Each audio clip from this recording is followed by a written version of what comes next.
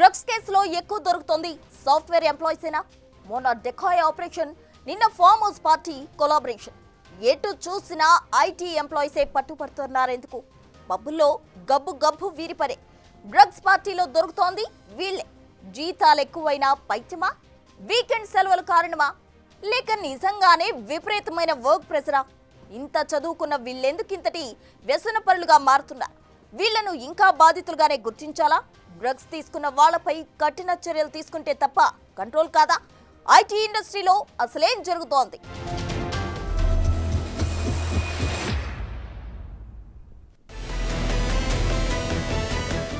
రాష్ట్రంలో డ్రగ్స్ సరఫరాపై పోలీసులు ఎప్పటికప్పుడు కఠిన చర్యలు తీసుకున్నా దందా మాత్రం ఆగటం లేదు. గుట్టుచప్పుడు కాకుండా డ్రగ్స్ తీసుకుంటూనే ఉన్నారు. చాలా మంది డ్రగ్స్ సరఫరాను ఆదాయ వనరుగా ఎంచుకుంటున్నారు.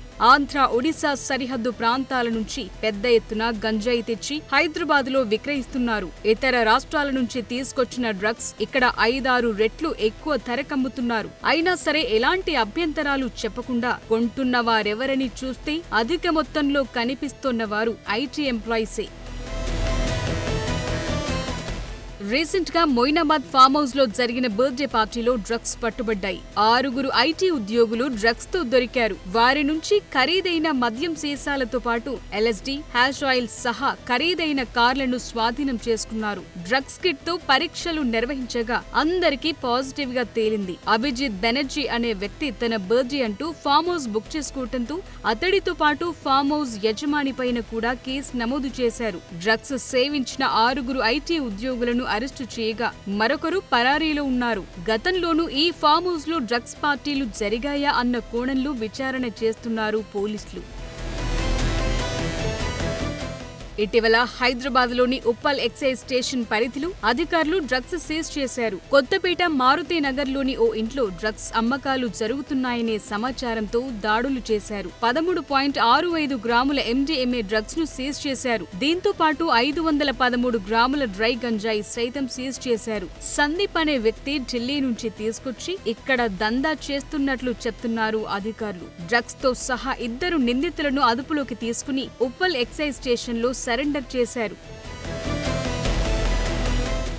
ఈ మధ్య కాలంలో పట్టుబడ్డ మరో డ్రగ్ కేసు ఎలాంటిదో చూస్తే జూలై 13న గచ్చిబౌలిలో గంజాయి డ్రగ్స్ వినియోగం జరుగుతోందనే సమాచారంతో నిఘా పెట్టి దాడులు చేసింది ఈగిల్ టీం. డెకాయ్ ఆపరేషన్ చేపట్టి 14 మంది డ్రగ్ యూజర్లను అరెస్టు చేసింది. మహారాష్ట్రకు చెందిన ఓ వ్యక్తి నుంచి గంజాయి కొనుగోలు చేయటానికొచ్చిన వినియోగదారులను అదుపులోకి తీసుకున్నారు ఈగిల్ టీం. పక్కా సమాచారంతో గచ్చిబౌలిలోని ఓ ప్రైవేట్ బ్యాంకు దగ్గరలో ఈ ఆపరేషన్ నిర్వహించి పట్టుకుంది టీం ఈగిల్. పట్టుబడిన వారిలో ఆన్లైన్ ట్రేడర్లు, విద్యార్థులు, ఐటీ ఉద్యోగులు, బిజినెస్ పీపుల్ ఉన్నట్లు గుర్తించారు. తనిఖీల్లో అందరూ గంజాయి సేవించినట్లు నిర్ధారించారు. వీరిని డ్రగ్ డి అడిక్షన్ కేంద్రాలకు పంపించి చికిత్స అందిస్తున్నారు. ఈ కేసులోనూ పట్టుబడ్డ వారిలో ఐటీ ఉద్యోగులే ఎక్కువ ఉండటం గమనార్హం.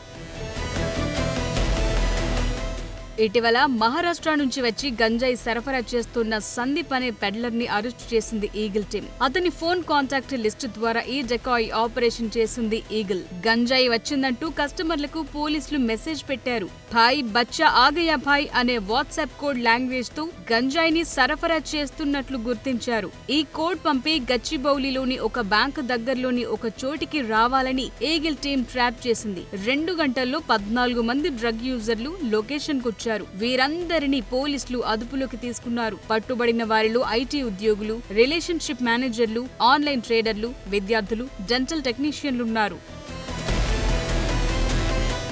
పట్టుబడ్డ 14 మందికి నిర్వహించిన యూరిన్ టెస్టులు అందరికీ డ్రగ్ పాజిటివ్ అని తేలింది. దీంతో వీరిని డి అడిక్షన్ సెంటర్లకు తరలించారు. నిందితుడు సందీప్ మహారాష్ట్ర నుంచి గంజాయి తెప్పిస్తున్నట్లు గుర్తించారు. సందీప్ తెప్పిస్తున్న ప్యాకెట్లను 50 గ్రాముల చొప్పున తయారు చేసి కస్టమర్లకు సప్లై చేస్తుంటాడు. అందులో భాగంగా ఇతడు ప్రతిసారి 100 గంజాయి ప్యాకెట్లు తెప్పిస్తున్నట్టు కనుగొన్నారు పోలీసులు. ఒక్కో ప్యాకెట్ ని 3000కి అమ్ముతున్నట్టు గుర్తించారు. సందీప్ కంట్రోల్లో 100 మందికి పైగా కస్టమర్లున్నట్టు ఐడెంటిఫై చేసింది ఈగిల్ టీం. సందీప్ వెనుకున్న ముఠాను ఎలాగైనా సరే పట్టుకునేందుకు ప్రయత్నిస్తున్నారు. గంజాయి కొనేందుకు ఓ వ్యక్తి భార్య 4 ఏళ్ల కుమారుడితో కలిసి రావటం చూసి షాక్ అయ్యారు పోలీసులు. అంతేకాదు పట్టుబడుతున్న వారిలో అధిక శాతం సాఫ్ట్వేర్ ఎంప్లాయీసే ఉండటం గమనార్హం. ఈ విషయంపై స్పెషల్ ఫోకస్ పెడుతోంది ఈగిల్ టీమ్. అసలెందుకు వీరింతగా వ్యసనాల బారిన పడుతున్నారు? ఇంత చదువుకున్న వీరు ఇలా పట్టుబడుతున్నారేంటి? వీరిని ఏ కోణంలో హ్యాండిల్ చేయాల్సి ఉంది? వీరిని కూడా బాధితులుగా చూడాలా అన్నది పోలీసులు తీవ్ర పరిశీలన చేస్తున్నట్టుగా తెలుస్తోంది. కంపెనీ యాజమాన్యాల ద్వారా వీరిని దారికి తేవటం ఎలా అన్న ఆలోచన కూడా చేస్తున్నట్టు సమాచారం. రాష్ట్రంలో డ్రగ్స్, గంజాయి తీసుకుంటే వణుకు పుట్టిస్తామన్నారు సీఎం రేవంత్. నిషేధిత పదార్థాలు సప్లై చేస్తోన్న ముఠాలపై కఠిన చర్యలు తప్పవని హెచ్చరించారు. డ్రగ్స్ సప్లై చేసేవాళ్లు తెలంగాణ వైపు చూసేందుకు కూడా భయపడాలని, అందుకే ఈగిల్ ఫోర్స్ ను ఏర్పాటు చేశామన్నారు. ఈ విధానాలు లేకపోవడం వల్ల క్రీడలని రాష్ట్ర ప్రభుత్వాలు దేశంలో ప్రోత్సహించకపోవడం వల్ల ఈ మాదక ద్రవ్యాల ప్రమాదం వేగంగా మన దేశం వైపు, మన రాష్ట్రం వైపు, మన పట్టణం హైదరాబాద్ వైపు ప్రమాదం ముంచుకొస్తున్నది. అందుకే తెలంగాణ రాష్ట్ర ప్రభుత్వం ఆలోచన చేసి చైతన్యానికి, పోరాటానికి మారుపేరైన తెలంగాణ ఉద్యమంలో ముందు భాగాన నిలబడి పోరాటం చేసిన యువత ఈరోజు దశా దిశ లేకపోవడము, ప్రభుత్వాలకు సరైన విధానాలు లేకపోవడం వల్ల వ్యసనాల వైపు వేగంగా ప్రయాణం చేస్తున్నారు. ప్రస్తుతం వరుస కేసులను బట్టి చూస్తే ఐటీ ఎంప్లాయీస్ ఎక్కువగా పట్టుబట్టంలో అర్థమేంటి అన్నదొక చర్చగా మారింది. ఐటీ జాబ్స్ లో అంత ఫ్రస్ట్రేషన్ ఏంటి? కావాల్సినంత భారీ జీతభత్యాలు, ఆపై 2 రోజుల సెలవులు, లైఫ్ బిందాస్ అన్నట్టుగా ఉండకుండా పబ్బుల వెంట తిరగటమేంటి? వాటిలో గబ్బు రేపుతున్నది చాలక ఇలా వారాంతపు పార్టీల జబ్బు పట్టి అల్లాడుతున్నారెందుకని అన్న కోణంలో పోలీసులు తీవ్ర పరిశోధన చేస్తున్నట్టుగా తెలుస్తోంది.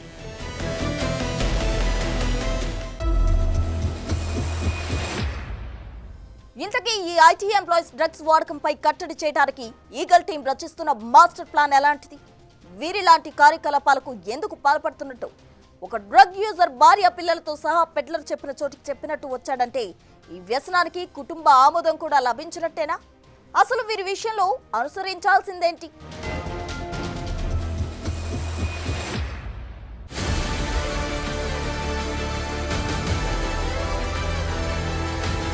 ఇప్పటికీ మద్య సేవనానికి సామాజిక ఆమోదం తోడయింది. తాజాగా డ్రగ్స్ కి కూడా అలాంటి ఆమోదం ఎక్కువైందా అంటే ఇదిగో ఈ డ్రగ్ యూజర్ ని చూస్తే ఇదే నిజమనిపిస్తోంది. తన భర్త డ్రగ్స్ ప్యాకెట్స్ తీసుకోవటానికి వెళుతున్నాడని తెలిసి ఆ భార్య ఎందుకు ఒప్పుకున్నట్టు అర్థం కావటం లేదని వాపోవటం పోలీసుల వంతవుతోంది. అంటే వీరిని సాధారణ కౌన్సిలింగ్ ఇప్పించి దారికి తేవటం కష్టం. ఇందుకు మరో మార్గం అన్వేషించాల్సిందే అన్న కోణంలో థింక్ చేస్తోంది ఈగిల్ టీం.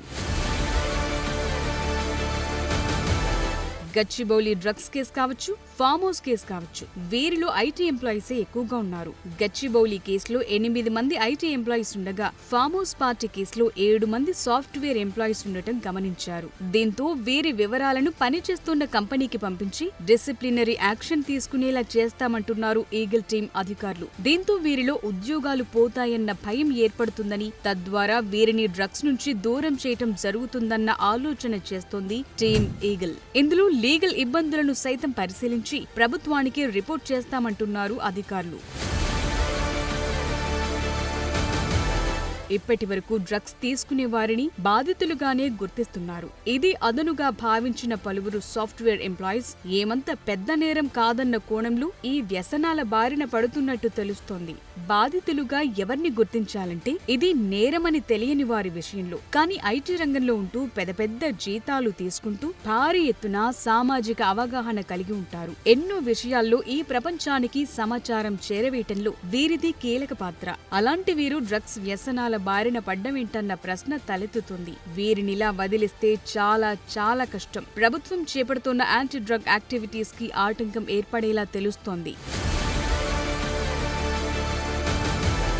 మొన్నటి వరకు సినిమా వారి డ్రగ్స్ వ్యవహారం. వీరందరికీ శిక్షలు పడితే ఆపై మిగిలిన వారంతా ఒక దారికొస్తారన్న ఆశ ఉండేది. బాధితులు అనే వెసులుబాటు కారణంగా ఈ కేసు కాస్త నీరుగారిపోయింది. సినిమా వారి తరువాత వరుసగా డాక్టర్లు పట్టుబడుతూ వచ్చారు. మామూలుగా సిగరెట్, మద్యం వంటి వ్యసనాల బారిన పడొద్దంటూ సామాన్యులకు చెప్పేదే డాక్టర్లు. అలాంటి డాక్టర్లు కూడా మాదక ద్రవ్యాల బారిన పట్టంతో ఏం చేయాలో దిక్కుతోచలేదు పోలీసులకు. ఇప్పుడు చూస్తే సాఫ్ట్వేర్ ఎంప్లాయీస్. గతంలో డ్రగ్ యూజర్లలో ఎక్కువగా యువత పట్టుబడేది. వీరంటే పైలా 25 వయస్సు, ఆకతాయితనం. చదువుకుంటున్న క్రమంలో కొందరు డ్రగ్ పెడ్లర్లు వీరిని టార్గెట్ చేస్తుంటారు. దీంతో వీరిని బాధితులుగా గుర్తించి డి అడిక్షన్ సెంటర్లకు పంపి చికిత్స అందించడంలో ఒక అర్థం ఉంది. కావలసినంత వయో పరిమితి, సామాజిక అవగాహన ఉన్న డాక్టర్లు, ఐటీ ఎంప్లాయీస్ వంటి వారిని కూడా బాధితులుగానే చిత్రీకరించి వారిని శుతిమెత్తగా వారించి వదిలేయటం ద్వారా ఎలాంటి ఉపయోగం లేదని తెలుస్తోంది. వీరిలా పట్టుబడి కౌన్సిలింగ్ తీసుకోవటం, అలా బయటికెళ్లి మళ్లీ పట్టుబడటం చూసి పోలీసులు కూడా విసుగెత్తిపోతున్నారు. దీంతో వీరి విషయంలో ప్లాన్ మార్చాలని ట్రై చేస్తున్నారట. అందుకే వీరు పనిచేసే కంపెనీలకు రిపోర్ట్ చేసి వారి ద్వారా క్రమశిక్షణ చర్యలు తీసుకునేలా తెలుస్తోంది. డ్రగ్స్ లో పట్టుబడ్డ వారి ఉద్యోగాలు ఊడిపోయేలా చేస్తే వారే దారికొస్తారన్న ఆలోచన చేస్తున్నారట. గతంలో డ్రగ్స్ తీసుకునే వారిని అరెస్టు చేసేవారు కాదు. ఇప్పుడు అలా కాదు. వారి ద్వారా కూడా డ్రగ్ పెడ్లింగ్ జరుగుతుందా లేదా గమనిస్తున్నారు. వారు కొని మరొకరికి సరఫరా చేస్తే వారు కూడా పెడ్లర్ కిందే లెక్క.